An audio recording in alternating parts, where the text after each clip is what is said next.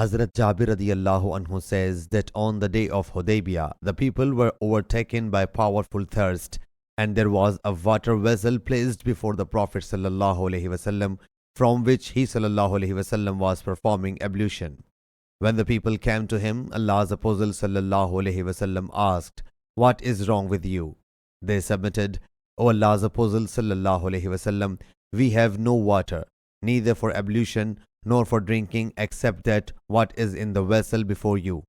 The transmitter states, he sallallahu alaihi wasallam put his hand into the vessel and the water gushed out between his fingers like springs.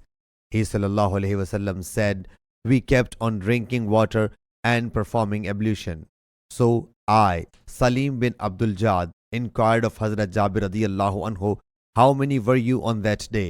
He said, "If we had been 100,000, it would have been sufficient for all. But then we numbered 1,500. Sahih Bukhari, Hadith number 4152.